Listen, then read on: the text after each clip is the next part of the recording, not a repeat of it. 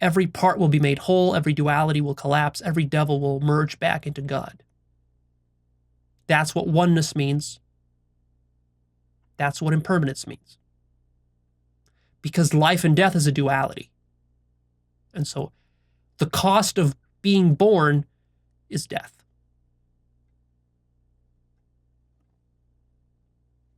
That's how it works. You see, but a lot of people are in denial about this. They spend a lot of time trying to seize on one of these things and to cling to it and to defend it at all costs. Think about especially, for example, religions. Religions tend to be very orthodox oriented and very traditional. And they want to be very rigorous in preserving the original manuscripts, the scriptures, the Bible, the holy book, the teachings of the founder. But the irony is that religion itself needs to teach that religion cannot survive as it was at the founding. It will always deviate, splinter, sects will arise, and those sects will become corrupted, and they will die. Spiritual communities will come and go. The religion will be over thousands of years bastardized and transmogrified into something totally different than what it was at the founding. It might even turn into the opposite of what it was, which is what we see with Christianity especially, but most other religions, even with Buddhism. Even if you think Buddhism is a good religion, well, which Buddhism are you talking about? There's at least 3 major branches, but really every one of those has a dozen more sub-branches within it. And you see the desire to cling to one true canonical religion, to say, well, Mahayana Buddhism is the best one, and the Vajrayana Buddhism, that's the inferior one, and this other Buddhism, this inferior one, and my particular sect of Mahayana Buddhism, that's the one true one, and we're just going to memorize this Buddhism, we're going to write it down, it's just going to be perfect like this, it's going to be taught in this 1, 2, 3 step way, and this will be the one true religion. No, this is delusion, this is devilry. By doing this, you bastardize religion. I was arguing with somebody on my forum about Sadhguru's spiritual school. And this guy was really into Sadhguru, the famous YouTube guru. And I got nothing against Sadhguru. I like him. He's a smart guy. I think he teaches good stuff overall, as far as I know.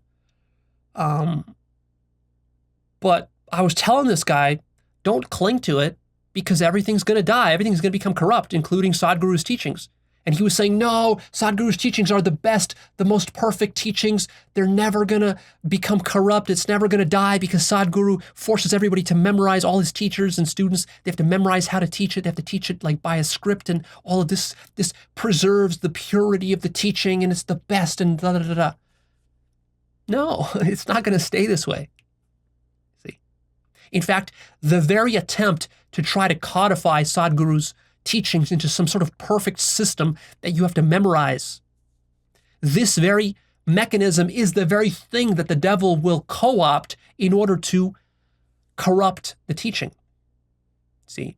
Because by blindly memorizing things, it's very easy for, rewriting a couple of lines, then people just memorize the wrong lines. It's like a game of telephone. For the next 100 years, 200 years, long after Sadhguru's dead, 1,000 years will pass. And then people will be memorizing stuff that Sadhguru never even said or taught. Sadhguru will be rolling in his grave at the things that are done and said and practiced in his name, in the same way that Jesus must be. And basically all spiritual teachers face this problem.